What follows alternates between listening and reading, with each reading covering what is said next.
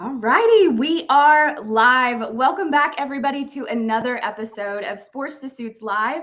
I'm your host, Amanda Banks. If you are new to the show, thanks for joining us. This will be a great conversation. We're going to talk all things leadership, executive leadership, coaching, all sorts of fun things, including a little bit of some sports talk. So I'm super excited to have Carl Shawn Watkins join us in conversation today. Carl, thank you so much for joining us. Oh, man, thank you so much for having me, man. I appreciate it. I appreciate it. Well, it's going to be a fun conversation, and I am sure that the listeners are going to learn all sorts of things. If you are tuning in, please give us a thumbs up. Let us know that things are working. Technically, there's some challenges sometimes, so it's always nice to know that people can actually hear us. Tell us and drop us a comment where you're listening in from. Yes. This show is literally all over the world. We've got some folks popping in. Robert Esme is a former guest. Good to see you, Robert. I think he's in Canada. But as you're tuning in, definitely drop us a comment. Let us know where you're listening from. It's always exciting for me to hear where people are tuning in from. I'm going to make sure everything is technically working. So, Carl, first off, thanks for joining us. And second off, can you share a little bit with the audience about your background and kind of some of the things that you've got going on? Oh man, thank you so much for having me, Amanda. I am truly like humbled, and I don't use that terminology loosely. I'm truly humbled to be on your show. Simply me, and I'm Carl Shawn Watkins. I'm a diversity, equity, and inclusion consultant. My main concentration is vulnerability and leadership. I'm also a law student studying civil rights law and business law as well. So I've been in leadership. I've been in corporate about 30 years, and my main thing is that I'm transforming the DEI landscape through embracing vulnerability and leadership. That is pretty much it. I coach and train CEOs and leaders how to embrace their vulnerability and leadership, that it produces better performance, it builds awesome relationships. And one thing that we're always looking at the bottom line, it increases the profitability because everybody runs together like a well-oiled machine. Past 30 years now, I've been out of corporate, but in that time, I've like trained over 1,000 leaders, served as executive coach to about 200 senior execs. And I founded my corporation, Carl Shawn Watkins Consulting, about a year and a half ago. And my clients are just like you and me. They're just successful, smart leaders. They're just looking to be more authentic, and they're looking to learn how to embrace their vulnerability. And they're looking for someone from the external to come in to look in the internal and see what I can bring to the table that makes them a much more successful organization. So that's me in a little nutshell. Love that. We are going to learn so much today. We've got some other people popping in here. So we've got John. Hi, everybody, joining My in from buddy New John, what's up, Jersey. Good John? to see you. We've got James popping in from Philadelphia. Philly, what's up, So Philly? nice to see you. Okay, so let's start from the beginning because this Yes, is sports to suits, right? So we got to talk a little bit about sports absolutely, and absolutely. talk about the background. So tell me a little bit about your sports journey. Well, my sports journey, I was very active, and I grew up in the city of Chicago, right? Sports is king in Chicago. This was before the Michael Jordan era for those who are watching, right? So I'm kind of telling my age with that. But I grew up playing sandlot football, football in the streets. Grew up playing baseball. We used to call a game called strikeout, where we would just play baseball against a brick wall and just pitch at each other, right? It makes no sense, but it was what we did.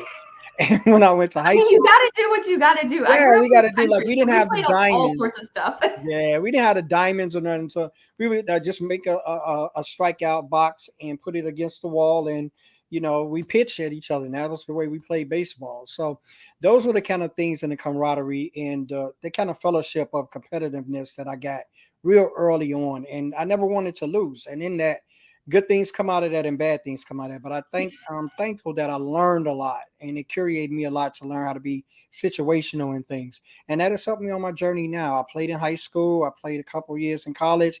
A couple of things happened. I didn't get as good as LeBron James, and I didn't grow any taller. So I had to figure out what was that next step of my life going to be, because I'm not going to be in any professional sports. And I didn't think about it then, but I think about it a lot now. Maybe I should have went into broadcasting or some of that to kind of keep in that. But I was kind of frustrated that I couldn't play. So I was like, I'm going to do something else, take my ball and go home kind of thing. So how challenging was that for you? Like, was it a big, so for me, I transitioned out of the sport super young, and gymnastics has always Hmm. been a passion of mine. And so Okay. even to this day, it's still like, I absolutely love watching it. Like, has it always still been part of your life? Is it something that you're super passionate about still, or? Continuously, I bring up the analogies. I bring up teams. I'm a Chicago diehard, right? I'm living in Philly. I've been in the Philly, Jersey area about 20 plus years. I have not adopted it. I want the Eagles to win. They're okay. But if they playing against Chicago, it's a done deal. I don't root against Chicago, not at all. I'm just competitive like that, and those juices never leave you. And it brings about the fervor in you that you really don't know about, the press of the coaching, pushing you to levels that you never thought that yourself could get to. So I'm always in that sports mode, is what I call it. So talk a little bit about your transition out. So you transitioned Mhm. out from college and then you kept going to school. So talk a little bit about your corporate background. I think it's really interesting. We both made that transition from Yeah. corporate to entrepreneurship, and it's a challenge, but I'm curious on going from sports into, like, what did your early career look like as far as with corporate, and what was your experience there?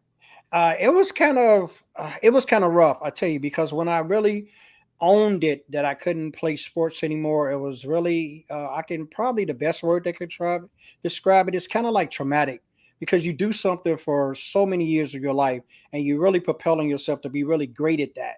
And you get to the point, it's not like school, it's not like passing tests where someone say you can't do it and you just study harder or you Yeah. do it more.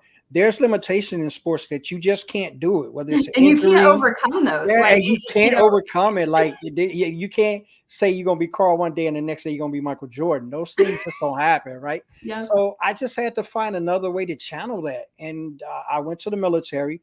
When I got to the military, I was kind of good. My aunt worked at Lockheed Martin, and I kind of got a gig there with her. Started in the mailroom, and then I started finding out my excitement in leadership. But it was kind of warped in a way because I came from the military, and everything leadership to me was like you listen, you're told what to do, and you just do it. But when I got that and carried that into corporate leadership, it was much different. You wasn't seen, you wasn't heard. It was a lot of things that I couldn't really relate to. So it was really hard for me to make that transition, especially being an African American man. And I was in kind of like a leadership role. It was hard to deal with some of the things that I dealt with. I said, well, what's the best way that you can kind of put this together with the transition? I say, well, I could be vulnerable. I can kind of show myself to people to maybe build better relationships. And that's really where it started. And I just started taking it on as a concept. And yeah, I got hurt a lot of times. I got my hands handed to me a lot of times, but I was resilient because of sports. And that was the key fundamental piece to me continue to grow. So I'm really curious, what does Mhm. leadership mean to you? So there's a couple of words that, mean something so vastly different to people. And so I'm really curious, Yes. just based on your background as an athlete, then also as somebody from the military, as well as your corporate background and now coaching, what does Yeah. leadership mean to you? Leadership to me, and it took a while to know that, because when you have through so many aspects, there's a vision of leadership that you see. And a lot of times those visions that you see, they don't match your morality, but Yep. that's what you see, and that's the leader that it is. I kind of took leadership as servitude. And a lot of people don't understand the dynamic of that, because me as a leader, it's my responsibility to enhance those I'm leading. That's why I always go back to the vulnerability piece. What can I do to make you better? That's Yep. really leading, because I want to get into a capacity of those around me that I can depend upon, that's going to make everything great. And that's really the kind of trajectory I took, even from coaches and even those all-star players that was on the team. I had some that played in the NBA, they playing now, they retired. They were those guys that picked it up and said, yo, I'm gonna carry you on my back. And they showed it by example. Leader to me is one that's showing the example, being the first partaker, understanding what it takes, the grind it has to be in. And that all comes with service. I can't be a great leader without being a good server. And I can't understand what it means to lead without being a good follower. So all those things match, and they all mean that to me. So when did this kind of click in your brain? Was it something that you kind of developed over time as far as your mindset around this? Because I talk to a lot of people and they're not Mhm. quite there yet, right? Like Oh it's a wow, little bit yeah. different. So they think that they are, but I mean, you exemplify this. So I'm curious, when did it click for you, and how did you go about, like, that process, so to speak? I think seeing it in a lot of ways that wasn't fulfilling to me. I didn't accept it. And I think a lot of times we get into places, and don't get me wrong, we have people that have jobs because that's what they have to do. That's the circumstances and the situations they're in. And I never talk about those kind of things as being downers. But I never accepted that this was how it was. And Mm. whether it was at a corporation or whether it was with working with people or whether it was with leaders that were leading me, I didn't accept their vision of what I thought leadership to be. And I just stayed true to that, such as we do in sports. Stay true to the workout. We stay true to it. Results will come. And that's how I really built up the tenacity of it. Yeah, did I get hurt? Oh my God, I tell you, I had jobs that I had to train people for, that they would bring in, that they would ask me to train them to take the position I applied for. It wasn't put behind my back. It was right in front of my face. And I had to deal with that. And how I dealt with it, I dived in. A lot of people say it. I use it as an example a lot of time when I'm talking to CEOs. Say some people say, okay, you're going to train this person. It's 10 steps to do this job. I'm only going to show them 8 because I want to keep 2 for myself. And I used to never thought of anything like that. I say, I'm going to give them all 10 because I Yeah. want them to do the great job that I was doing before that. And it's like, well, you're not mad about you training somebody to take care of you internally? Absolutely, because I wanted the position. But I'm all about the team, and the team needs to go forward. Now, is that the way that I think now? Yes, sadly. So a lot of people say, man, corporate ain't do you like that. Look at it, the great resignation. Look at what's going on now. Look at they don't even give you a pin now for 25 years if you get that far. But I think what it does is build the character of the individual.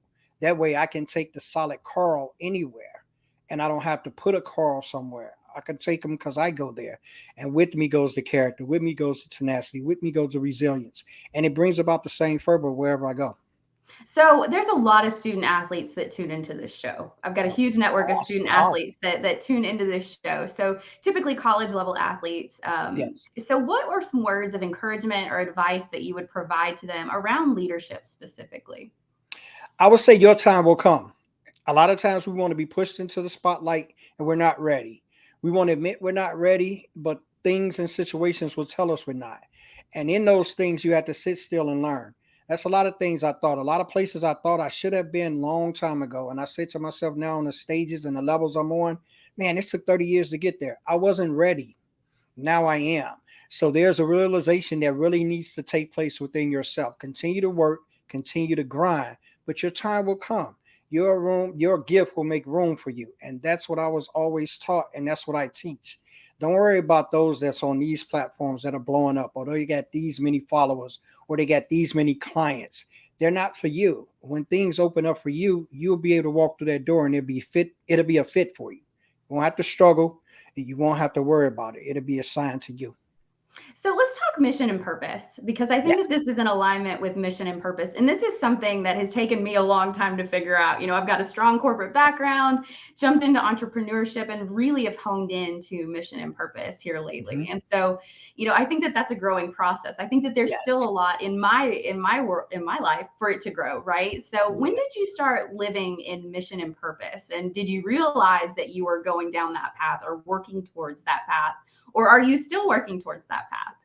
I'm working on the latter. The latter will be the answer. I'm Yeah. working toward that path because there's things now, even the transition of where I went and decided to go to law school. My initialness was to be in the court, to be a litigator, to fight that battle.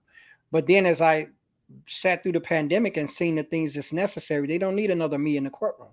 They need Mm. another me like that, teaching others to be like me or to have the same thought process as me, not to clone me, but to essence give you some of these characteristics and some of these abilities that I have. Share them. Hopefully, pass those on to others. It's a statement that I always say. I want someone to look at me and say, "Because of you, I didn't give up."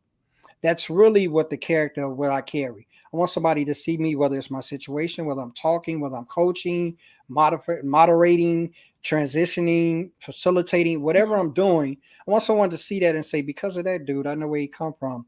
I didn't give up. The mission and the purpose to me came aligned. I'll share this part, and it came aligned to me on the tank when I was in the military. I was going through depression, and there was a lot of things that was going on, and I actually really wanted to take my life. I had planned it out. I had thought about it. And I say, oh, with all of the hurt and things that I'm going through, this will be the opportune moment. Sitting out on the tank as a tank commander out in Germany while flicking, out in the forest, live fire, right? A 19-year-old kid saying, yeah, I could put this together. The military will pay my family. I had it all figured out. And I sat there on the tank and I pulled the trigger on the gun that I had. And it didn't go off. And at that point in time, like maybe a Hollywood movie, but it wasn't one to me.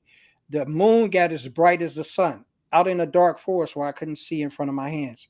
And at that point in time, I felt so much love from that. And I knew then I wasn't a spiritual person before then. And I kind of knew then my alignment and my mission was lining up at that point. And I had to go and do more than what I've done. And that hurt, I start transferring that hurt into solace. I start transferring that pain into purpose. And then they started to align. My mission was to let people know you can overcome. That's truly it. You can overcome. So you have to be insanely courageous to do some of these things, right? I love the word courageous. Yeah.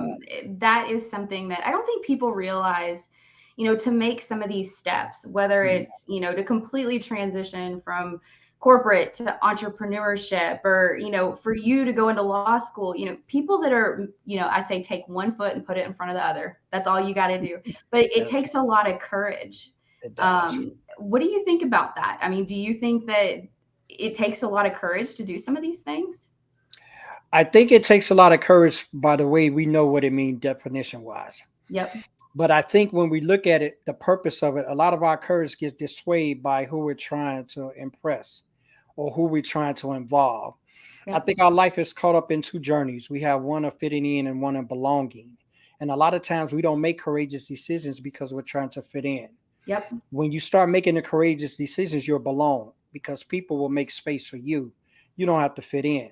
So when I realized that at an early age, I realized that if I start staying in or standing on some of the things that I truly believed in, ways will be made.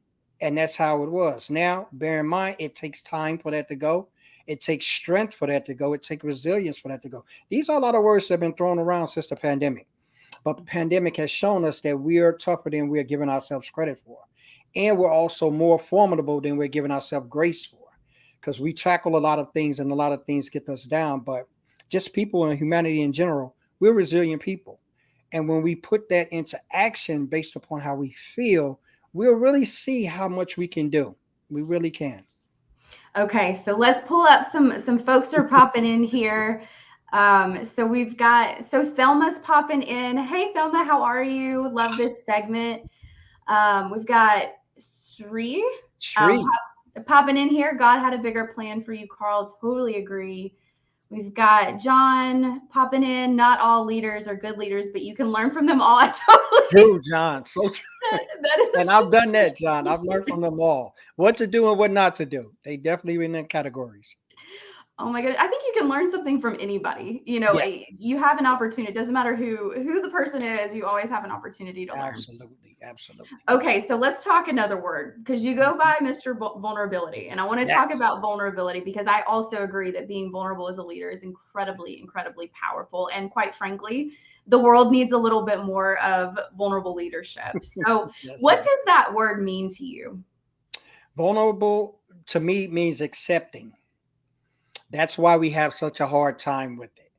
That's why it's such a stigmatized word. We can't truly accept who we are. And that is with everything. When you look at it, right, we'll accept some pieces that are gratifying to us or that others like. We'll accept things that make us seem bigger, seem larger, seem greater. But we want to accept the point that maybe I get a pimple that grows on my nose every other month and it's horrendous. I bust it and it leave black marks. Those imperfections, like right, I put something as trivial as that, but it's the imperfections that we have that really make us truly perfect. And I took an understanding to that. No, I can't be LeBron James, but I can be a great Carl. I can't Yep. be Michael Jordan, but I can be an excellent Carl. What I do is look into the who I am. That's what vulnerability means to me. Look into who you are, embrace who you are, understand who you are. Then others will appreciate who you are. We're not appreciated for who we are because we don't know who we are. We don't stand in who we are. And we're ashamed of who we are, just matter of factly speaking. A lot of times we're ashamed because we're comparison. We have the comparison spirit. We say, oh, I'm not where this one is. So I must not be as good as. Or I don't have this many people in my stead. So I must Yep. not be as good as. We compare ourselves right out of being who we truly are. And we oftentimes find ourselves blind to the value we bring because we're comparing it to a value that we don't have. So So vulnerability to this me is that. happened. So there's a lot of people that tune in here that want Uh, to launch a podcast or a live show. You have yes, several live shows yourself, and I hear yes. this literally all the time. I mean, the barrier to entry, guys, if you were listening in on the show, the Yes, barrier to entry to do a live show or podcast is only in your head. There are free tools, there only. are free resources. So it took me a long time to have the courage to launch it because, so I'm going to tie this back to comparing, right? Mhm. There are people that have content media and production teams and Mhm. polished shows. And if I was comparing myself, thinking this isn't going to be a good show, I can't deliver value. But once I got over that and just did it, Mhm. your own barrier to entry is yourself. All the time. Do you hear this all the time? Like, I hear so many athletes, I want to launch a show, I want to launch a podcast, and they just stumble around taking the first step of doing it. It that is your power. And I tell everyone I coach that it seems to be like when you think about it, you say, oh, it's ludicrous, man. I'm my own barrier. Right. But what does that mean? The barrier that you put up is the only barrier that's stopping you. When I thought I didn't know anything, I was not on any social media before the pandemic. I did not have any pages. I was on LinkedIn since 2008, I think, if I can recall. But I was using it as a CV site. There were jobs, there were companies on there, there was big heavy hitters on there, and I wanted to be able to get into their networks without really getting into the networks. So LinkedIn was a great place to do that, and it was cordial. People deal with you, they Yep. talk to you, they sent you them. It wasn't Mostly. no, Let's yeah, just say mostly. mostly. Yeah, it's gotten a little bit horrendous since that point now because we're on a different level. But when we talk about back when it first came out, people would genuinely like talk to you or say something back, and it was an encouragement place to be. So I thought highly of it. So I thought, thumbs down on all the other social media, right? Because I was like, I heard about all this horror stories, just like everyone else. So I said I didn't need it. But then pandemic came about, and I said, oh, Carl, I don't know how to do anything. I can't go to these speaking engagements because stuff is closed. I can't let anybody know the value of the things I bring because I'm not on social media. I can't have web or Zoom webinars or Zoom or summits, all of those, because I haven't learned how to do that. So what I started doing, I just put myself on a little boot camp. I started writing content and I went back to LinkedIn. And I said, okay, nobody knows about me. I said my very first post. Ooh, say that fast, right? My very first post was a jab at Brene Brown. And it really was. And I said, this is how I'm going to get on the scene. I went back to my 90 days of hip hop. And I remember this young rapper in New York was trying to talk about LL Cool J because LL was just making it big. And I was like, yo, I like that. But nobody knew about this kid until you talked about LL. And then people start wondering him. So I said, that's what I'm gonna do. So I got my little content together and I made a post. And I did two columns in this post. And I put Brene Brown stats up there. I'm like best author, professor, researcher, best-selling book, TED Talk, all that. And at the bottom, I put equals research vulnerability, right? So I put on my side, kid grew up in Chicago, rough side of the city, said I wasn't going to be past 25, almost committed suicide, grew up with gangs, drugs, and violence, lived vulnerability. I said, which one would you rather have coaching you? That was my very first post. I can remember it as if I just posted today. And I tell How you, it was a terrifying was sports it to button. push that enter button? Like, was I it, were did. you, I did because of the cockiness of who yo. Let's come with it. That's how I was. And sports does that to you guys. It makes you feel this power about yourself. It's not Superman, but it makes you give some confidence in yourself that yeah, I can really do that. I've been pushed to areas where I know no one else has been. So why wouldn't I do that? And I thought about it for a hot second, and that's really what I did. And I hit enter. I said, what's the worst that happened? Little did I know, I got a lot of DMs. I'm just gonna be real with you. A lot of people love Brene Brown.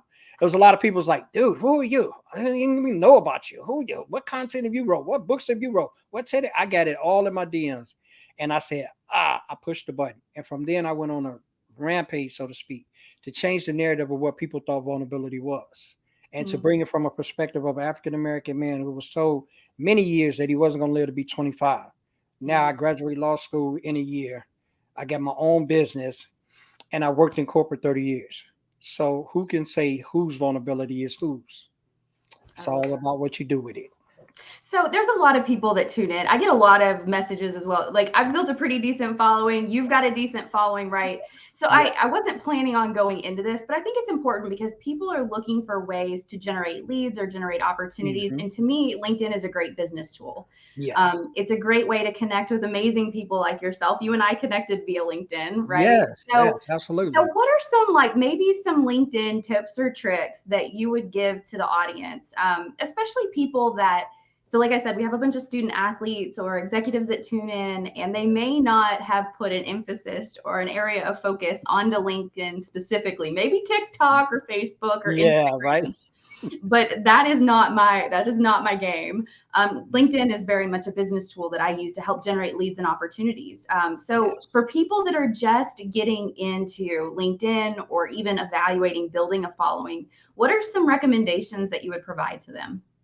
I provide, be authentic. There's no other lead generation than authenticity. And when I'm saying that, when people a lot of times we don't give humanity doesn't give humanity. That's kind of funny, right? Humanity don't give humanity credit because a Yep. lot of times we think that we can fool people. Now the thing about that is a lot of people won't say anything, and a Yep. lot of people will let you carry on, and a lot of people won't call you out. And it's something. Now you have some that want to make a mockery of what you're doing, of course, but a lot of people, genuine people, they recognize, like real recognize real. That's not just a saying out in the streets. That's really true. So when you're coming on and you're authentic, people can feel that even through the screen, even through your presentation, even through your conversation. People can feel if you're authentic. They know if you're sharing the things that mean what they mean to you. And they know that in that. When I came on LinkedIn and I did the flip work, when I came back in 2019, I said I'm gonna be authentic me.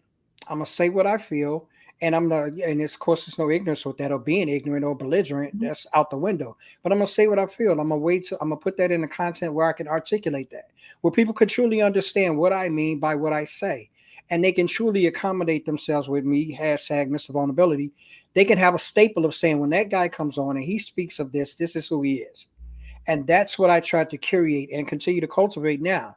So I tell anyone that wants to start anything, start with who you are. Yep. Be real with who you are, and just let people see that.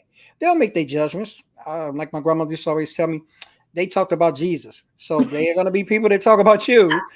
So you're not going to get away with that, right? So, but if you be who you are, you don't have to put up a facade for who you aren't. And you can save a lot of the work in trying to put the mask on and just be who you are. There's a That's lot of like there are a lot of people out there that need to hear precisely what you're sharing. yes. And I hope you guys are listening.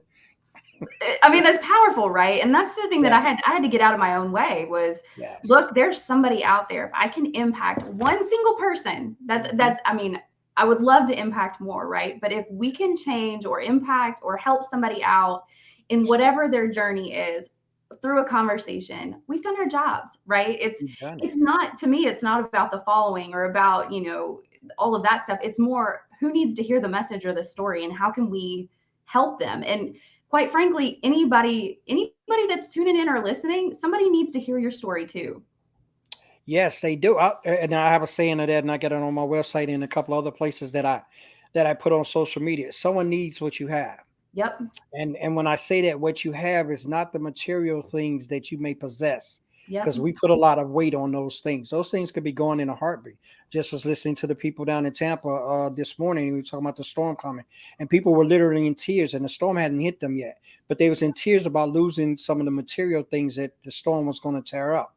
Storms come and go, right? The storms make room for growth.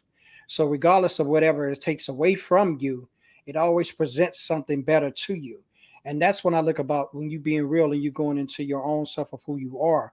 You're truly your greatest asset. And people just not aware of it. And that's what I teach and train and coach people on. It's the simplicity of knowing who you are. And you say, Carl, well, how do I know who I am? Sit down with you. I got an exercise that I do, and it's a 4-step plan. Find out who you are. Step one, delve into who you are, the core values of who you are, what you believe in, what you'll die for, what you trust in. Put those things out there, not the core values that mom gave you living in her house, not the core values that your supervisor gave you because that's the job, not the core values that are in a relationship, whether it's your partner or your spouse. The things that make you tick are your core values. Delve into those, find out the strengths within those and what brings you out. better than anyone else. Not in better in comparison that I'm better than you, but the better you. Because a lot of times we don't even delve into the better person we are. We find ourselves growing every single day, but Yep. we don't take the opportunity to look at the journey. I love looking back over my life for the past 30 years. I say, man, it's a book. A few people have told me that. It's a book, right? I have not penned that yet because I haven't It's sat down. coming one day, right? But it's coming, yes, and it's coming very soon. But the objectivity of that is understanding is who you are is going to make who you want to be. So when you get confidence in that person, that who you will understand the path of who you want to be. And you'll start doing the things to make you that person. You can only do that if you're being real and authentic with yourself. I How can't make often do you myself to be a evaluate better that? man. So if Huh? you're working with somebody, how often do you recommend that they evaluate that, right? Because Every I single find time I get on the call. Yep, I find that is key because I find that especially in my entrepreneurship journey, I get so Mhm. wrapped up into almost the Yeah. grind, right? Where you're Yeah. constantly like entrepreneurship guys is a grind and you're constantly moving, shaking, trying to do certain things. And I find that I get Absolutely. wrapped up in that, right? And there's Yes. a lot of power in pausing, right? Mhm. Taking a minute, slowing down, asking yourself similar questions, seeing how your journey is going and celebrate those small wins. Yes, and it's key to your development, it's key to your growth, and it's key to your trajectory. Because a lot of times we'll get in the rat race, so to speak, and now I really know what people talked about the entrepreneurial spirit. It wasn't a different spirit that I had to have that enabled Mhm. me to do what I needed to do. It's a spirit that I had to take things, pause, learn, grow, Yeah. perceive, receive, those kind of things that we really don't take on. We don't even do that in life. We really don't. If you go No. back over some of your achievements or something, I was going through some of my old stuff, and I went over. I got some from college, and I was so proud of it then. And I just happened to be cleaning out the garage, and I saw it, and it was a plaque that I earned, and I was like, "Oh my God, this is so awesome!" It was a leadership plaque, and I was 22 years old. And but I was like, that was my thing back then. But you just do so much all the time, constantly, and there's just big absorbance of knowledge that we just desire to know. We don't even turn around and say, "Wow, if you can do that physically, turn around and look and see the space from where you came." Like if that was a real visual thing, just say you can look at 25 on up to what you are now, and you can see all the things you've done. You would really be impressed with yourself. You really would. I think that that's something that we need to do more of. And as leaders, Yes. managers, directors, executive leaders, like invoke that in your team. Mhm. Encourage that, right? I think it's so powerful to just take a couple of moments. I've It slowed is. down a little bit over the last couple of weeks to Awesome. really enjoy some of those moments and really think through what's the mission, what's the purpose, what's the impact that I want to leave, how do I want to incorporate family into all of these things. But if you're just going, going, going, and you're not pushing yourself to get better, then you're never going to know what that looks like. You're going to be kind of lost. Yeah, and you're really cheating yourself. You're doing yourself a disservice because a lot of times we say, "I want to be better. I want to do better. I want things to be better." Have you taken inventory of the things you've done? Yep. Have you really just sat back and said, okay, this is what I did, even from month to month? I find myself starting to do that even more month to month. What did I do in the month of September? September is almost over. I mean, we got a couple of more days. So it's a lot of things that have transpired in Yeah. September that I was just like, wow. I even look back on my calendar because I keep a paper calendar as well as a electronic one. And I do that for the purpose of me being able to go back and read through. Yep. And I said, wow, I had this on this date. And then I look at last week. I was had a really busy week. I was in Dallas a couple of weeks ago at a conference. I was like, man, I've done a lot just in this month of September. And it's like, you have to give yourself grace. There's room for it, but a lot of times we won't allow it. Does this also apply in our personal lives? Oh, absolutely. Oh, So I absolutely. agree with you, and I want to dive a little bit Yes. into this because Yes. I think We that won't even, parents are super harsh on themselves. yes, we won't even dive into that. And we get into Oh my those, goodness. yeah, we get into those areas and we don't even see growth. I think the pandemic was the greatest thing that could have happened to us. Now, I agree. don't talk about me because I know a lot of tragedy happened. I lost a lot of loved ones, and it was a very tremendous and traumatic time. But Mhm. with traumatic events come people pushing past where they thought they could be. And Yep. I think that even with us coming into entrepreneurship, I would never have thought about starting a business before the pandemic. Never. And I knew I had the capabilities of it, but I never would have thought about that. I wouldn't have gave it a second eye because I was okay. So I thought with what I was doing, even though it wasn't my power passion, I Were you still made. complacent? I think I was to an extent. Athletes are never complacent, so I won't admit to it. But that's why I want to ask that question, Yeah, because I think that a lot of us were just kind of like going through the motions, right? We were that's what we okay, were doing. we were fine, we were thinking through, and I think that this has really pushed a lot of people to really think through, what am I doing here? Yeah. And it gave us an opportunity to, right? We got to Mhm. know our spouses. We got to know our significant others. We got to know our kids. We got to conversate. We got to talk. There was no more Friday nights at Pizza Hut. There were no more going out on Saturdays to a movie, right? We was at home. Netflix went up. Zoom went up. All of these things went up. We got to have conversations now. Everyone's at home eating dinner. There's no more catching Chick-fil-A on the way to soccer practice. All of those things that we had railed our life around to be 24/7 as part of our life became desolate. So what did we have to do? We had to get back to the main thing. We didn't go caveman style, but we just about did with our Yep. technology, right? We had to go back to actually talking to people, actually looking at people in the face, actually seeing interactions, actually being a part of interaction, actually learning about, yo, you do that? I didn't know that. We've been married 20 years. You do that? Yeah. You had to innovate. Yeah, you can like those kind of things Yeah. brought out a renewedness in us as people to say, okay, yeah, there are some things I love. I didn't get back to it. I love gardening. I forgot I did that. I love gardening. Me I'm not good at too. it. I have garden and I had a I'm COVID not good at garden it, and and now I I have grow a a big few things. garden. I grow a few things. I had a thing on my show for most of part, the latter part of last summer, where I had a groundhog and he was tearing up my yard and my flowers. And oh my God, we was going at it like Caddyshack. But those are the kind of things that I found that I love. I love doing crossword puzzles. I stopped. I started back buying crossword puzzles. I love doing them now on planes when I fly. I do my crossword puzzles. I don't put no earphones on. I don't Yeah. watch any movies. I mean, they're making me connect to things that brought me joy, that bring me joy. And this is what we've come to the point of now. Like you're saying, those things that we have to give credence to and give our space to. We've learned how to self-care. We learned how to take care of ourselves. We learned how to say no. These things, it has cultivated a whole new way of thinking and a whole new way of being. And I will tell you, so gardening, there's a lot of similarities between growing a business and growing a garden. And I will tell you, Yes. I Well, get a I lot hope to of some extent not, because I kind of suck at gardening, Amanda. So I hope my business doesn't suck, right? no, I'm pretty decent at it. And we've Mhm. got a lot of stuff that we've grown and it's amazing to me because I mean, I love building ecosystems and community, right? Like that is, I love building and getting people together. And Yes. when you grow a garden, for example, there were frogs that lived on the leaves, and every single it's the small things, right? It's going Yes. into the garden and just seeing kind of this community that you've built and this Yeah. ecosystem, which is such a beautiful thing. And hopefully, you don't kill all of it, but but it has its life cycle, and there's a lot of lessons in gardening that you can take into business and entrepreneurship, which I truly found enjoyable. Yes. Yeah. And the application piece is what I think we really missed.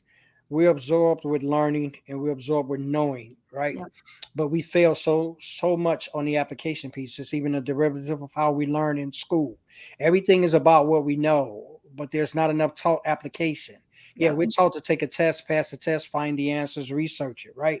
But once we get out of there, we've taught how to apply what we've learned. We haven't, and we're still failing ourselves on those aspects. I think what entrepreneurship has really taught, and I think I was reading something the other day, entrepreneurship is like 800% since the pandemic. Like that is a big boost for people saying that I got something that I want to offer, right? That's really what entrepreneurship is. I'm tired of doing this for someone else. I have something that I want to offer and I want someone to get some benefits from it. So now we're putting these application pieces, these implementation pieces in place. And we're starting to learn that there's things that we can do without an upper hand, without a crutch, without someone guiding us. We can kind of do these things ourselves. And I think, like you're saying, with the garden, it's amazing how I grow the plants and I put the little stick there and then they grow on their own. Sometimes the guidance is necessary. And I think that this is where we are now. We're in a point where we have people like you, people like myself. We have to guide. We have to guide with the things that we've learned and pass those on for future learners, right? Because we have the new generations, whether the next gen. I'm lost in the alphabet of what's here. The millennials, I'm Gen lost in Zers. that. Yeah, the Z's, but look, it's no disrespect to you if I didn't say it right, right? But what I'm saying is you guys are thinking on the wavelength of the technology piece. And I always go back to it. When I had a situation that happened to me about maybe a year ago, I always kept $20 in my wallet. Something my dad said to me as a kid. He's like, I don't care what machines go around, keep money in your pocket, keep cash in your pocket, right? I just always did. I just stuffed $20 in my wallet. I always did. So you guys, if you take my wallet and rob me, it's only $20. But the aspect of that was him telling me that you have to stay prepared Yep. because change may come. Right. So when I was about a year ago going into a grocery store, they lost power. The ATMs was down. 90% of the people walked out because they didn't have nothing but their cards. I was able to purchase what I needed because I pulled that 20 out my wallet and I purchased my items. At that point in time, with all that he told me that, and he's been going like 30 years now, it came to my mind. That's the reason they told you that. I got sense out of that. Didn't beforehand because what he said was what he went through. I hadn't experienced it. And this is where we are now. We're availing each other to understand it. Yes, the technology is there, but you're still going to need that mind. You're still going to need to work it. You're still going to need to apply it, and you're still going to need to share it. But These that are takes a level of openness, being ah, present, and vulnerability that a lot of vulnerability. people will not even notice or even process the importance of some of those things. So Yes. that's a critical component to it, and something that I've really focused a lot of energy and effort on is like the being present, right? Is being Hmm. present and open and vulnerable to the learning moments. And they Yes. come from everything and everybody. There's so Yes. much to learn. It doesn't mean you have to pick up a book and read it, right? You can No. learn a lot from that. But Yeah. I'm learning a lot through this conversation. I learn a lot through Mhm. all sorts of different things, right? But you've got to be open, vulnerable, present for that to happen. Yeah, and that's all it is. Vulnerability is your open door to understanding. It's your open door to learning. It's your open door to growth. Now, with growth, this happen. Like when you're farming, yeah, all the plants, all the seeds that you plant don't become the harvest. Yep. It's just what it is. Such as in life. And when you open up to vulnerability, you open yourself up, every person you run into is not going to treat you the same. Yep. But you're going to learn from those experiences. You're going to learn from those relationships. And how do you learn? You open yourself up to it. I give an example so that I say to a lot of clients. I say, okay, I'll give you the key to the closet. Now I'll let you lock yourself in the closet. Now, bear in mind, you whatever you have in that closet, you got full availability of everything in that closet. Will some things grow you? Absolutely. Some things will not. Some things will be what you need to use. Some things will not. Right? But that's you locked in that closet. Now I give you the other opportunity. I take you on the outside of the closet.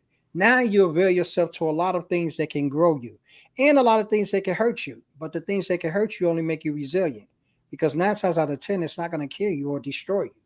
But it's work. It's just like the storm. The storm don't come all the time to kill. The storm sometimes comes to make room for things that you have failed to let in your life, which is growth. That's what they do. Because every time a storm comes, they got to build. What does Yep. build mean? Grow.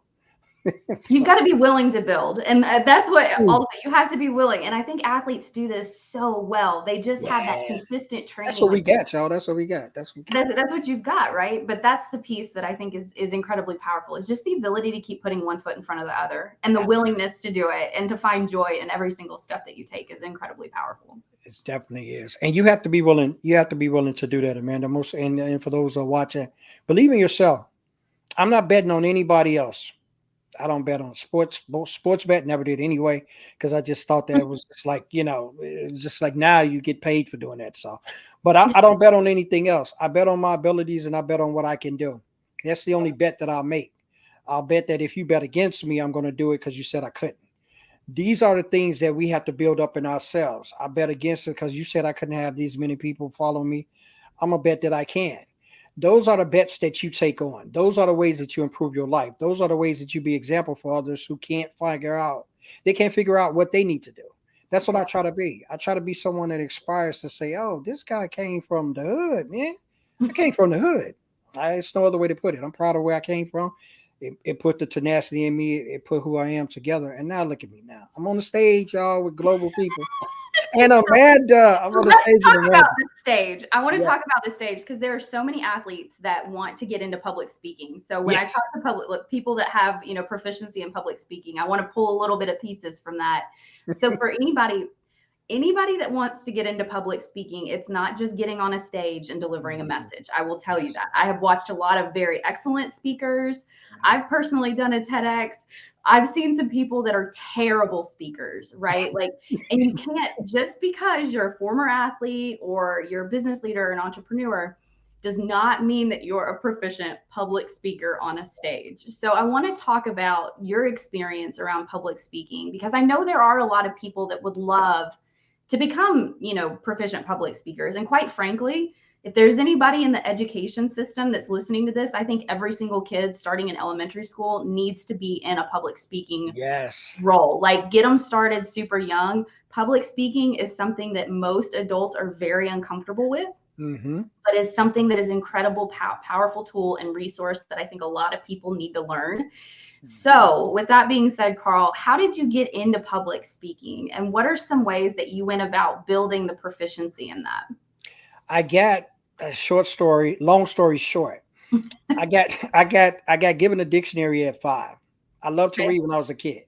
So I got given a dictionary at 5 for Christmas, mind you, right? Perfect gift for me because I love to read. What that did was allow me and my father to spend time together. He was a carpenter. He was always gone. He was never home. Only saw him a little bit of my time as being a kid. So what that did, he gave me that dictionary. He said to me on that Christmas morning, he said, we're going to play a game. And I said, oh, a game. Oh, great. I'm a dad. I'm a dad. He's going to take time with me. He's going to play a game.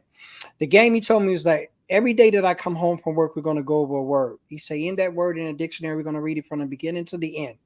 And he said, we're going to learn how to spell it. We're going to learn how to define it. And we're going to learn how to use it in a sentence. Now, to me, and to the average kid that's 5 going on 6 years old, you're like, this is crazy.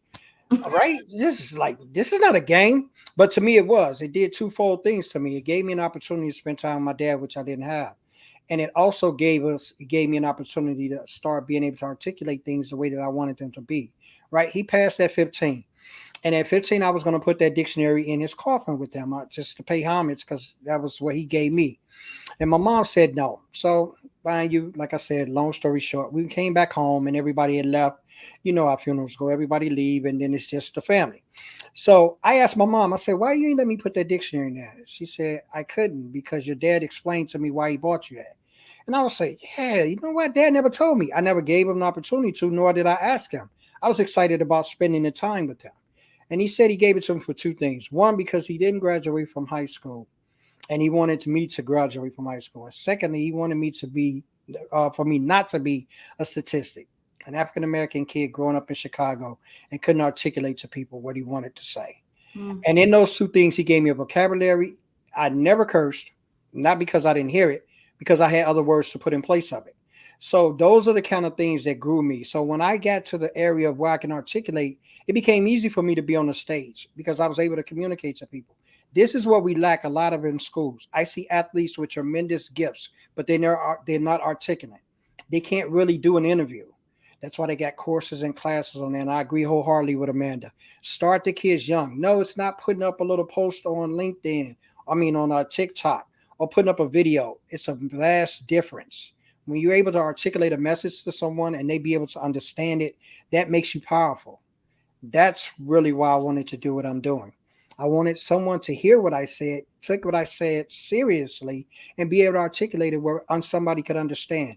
And it only comes through the knowledge of practice, understanding, application, and an early age. So I started early talking. Started on stage, doing plays in school, playing Romeo, those kind of things. I was Dr. King. I played Dr. King at one play. I did. I have a dream speech. I think I was about 14, 15. Yeah. So those Did kind you of love things. that? Like, was it something that you like absolutely loved, or was it something that you had to like build the courage around? Or I It, find that there's really kind of two sides of the spectrum. You either yes. absolutely love it and thrive off of it, or you absolutely hate it and you've got to figure out how to navigate through that.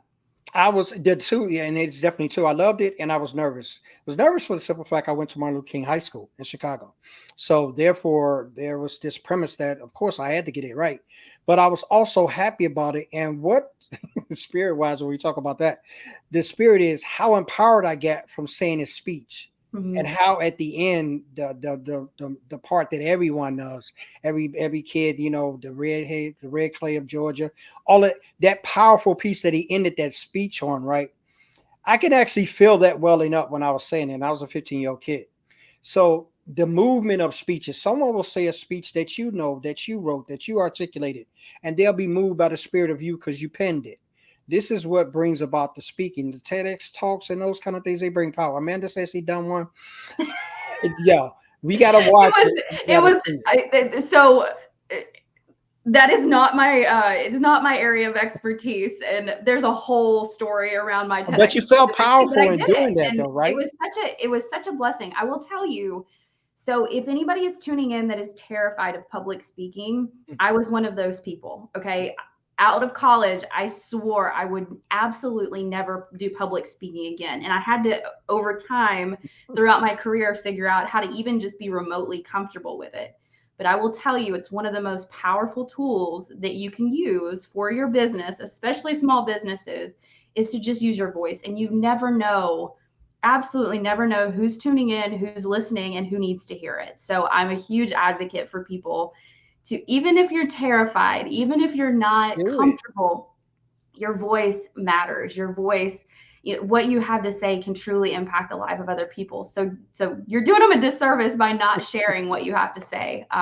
Somebody needs what you have. And my first two clients that I got before I was a business, before I put my LLC together, I went on the show. I had a show myself, but I was on someone else's show, and we were talking about leadership. And I started talking about vulnerability. And I think I got so intrinsic and so passionate about talking about it. And I had someone jump in my DM right after that show was over. And it was this lady for the Chamber of Commerce out in Phoenix, Arizona.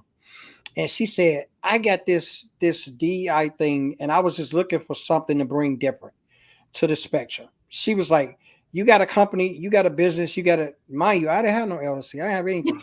I just was giving a speech to someone that allowed me, like Amanda has, to come on their program and talk. And they talked about leadership, and man, they rung my bell. And I just started talking about it. I was passionate about it. I was going in about it. And she said that she was like, I was like, I don't have a business. I was like, but I could come. She said, I'll tell you what, she said, we got a small budget, but there's a couple of things I could do. She said, I can pay for your plane ticket, I can pay for your hotel, and I can get you a rental car. She's like, but I can't pay you for the event. I was like, well, you didn't pay for me to come. This was my first thing. It came on LinkedIn from talking on someone else's podcast, or LinkedIn Live, rather. And that's where it was from. And from that, I went out there and I talked to some people at the Chamber of Commerce, some VPs, and some C-suiters that had never heard about vulnerability before, and definitely didn't hear about it as showing it in leadership. And since that time, now I've been invited every year. I go out there every year in September. So, and that all came from just talking about what I like to talk about. So it can make the difference. If someone hear you, someone see you, and don't be mindful of how many people are showing up in the live. A lot of people watch on replay on different Yep. parts of the world, different parts of the stage, in different parts of the country. People see it. They see it. And if it only hits one person that impacts That's them, all that matters. that's all That's that all. matters. Now I Like, got a withstanding opportunity with this lady that I fly out to Phoenix every September. Now and that's that's a relationship. I and mean, that's that's a long-term relationship. yes, And part of yes, that, so and I want to get into what you do because we've got about 8 minutes and yes. we I'm could all right. literally I'm talk all day. enjoying this. We just could talk all day, I Amanda. know, I know. So if you're listening in and you're a leadership team, bring us both out.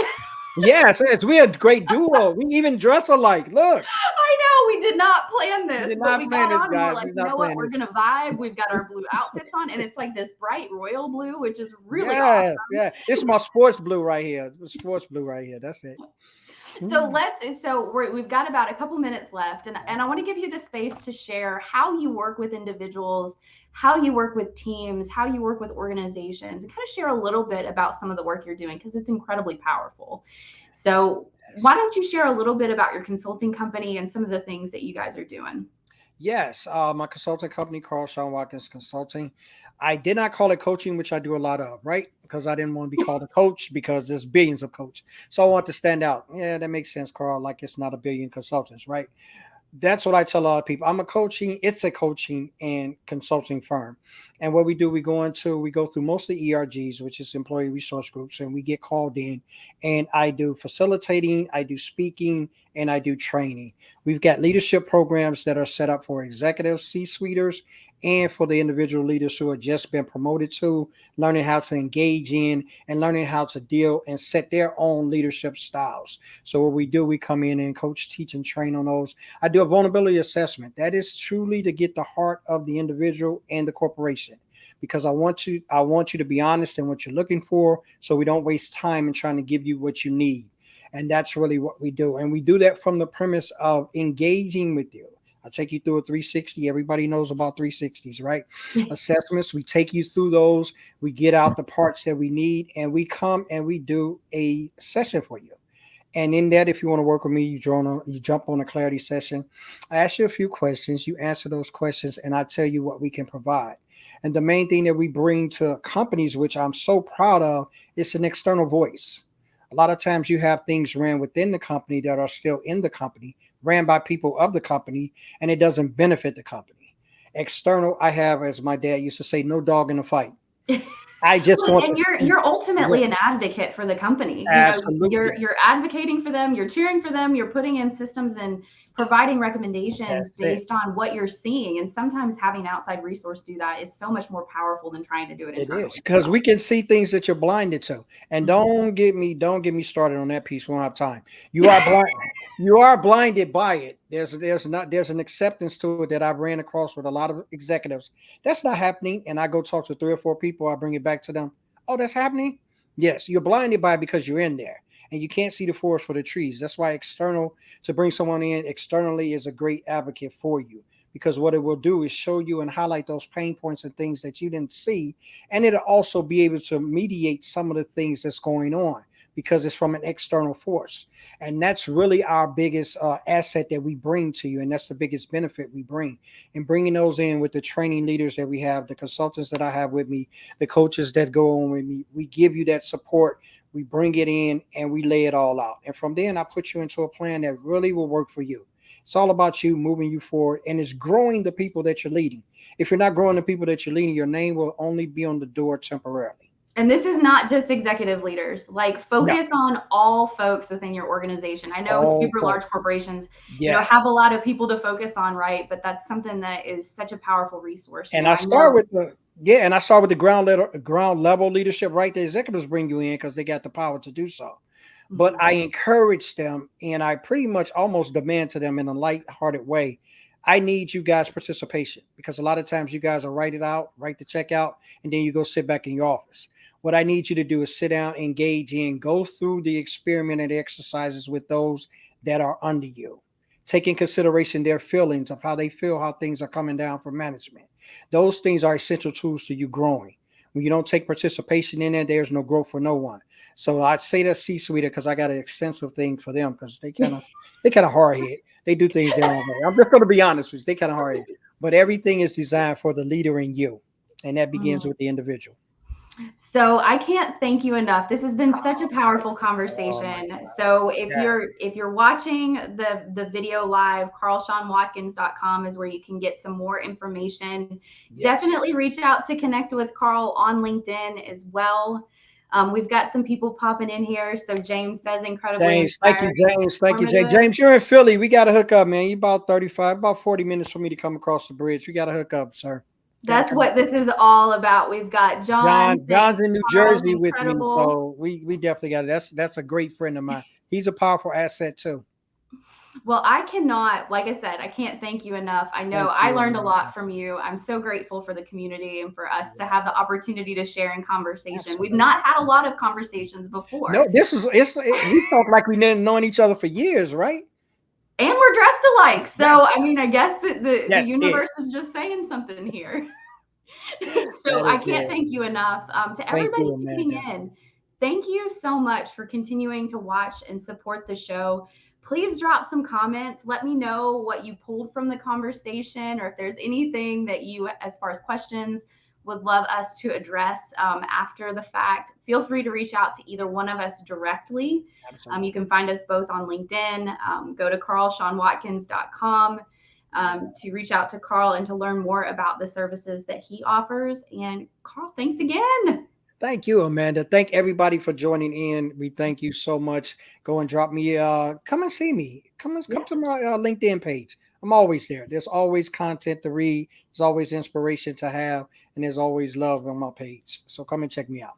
awesome. Thank you guys. And until next time, I'll see you again next Tuesday from 1 to 2 p.m. Central. And I'll see you soon. See you soon, Bye, guys. Thank you. everybody. Bye bye.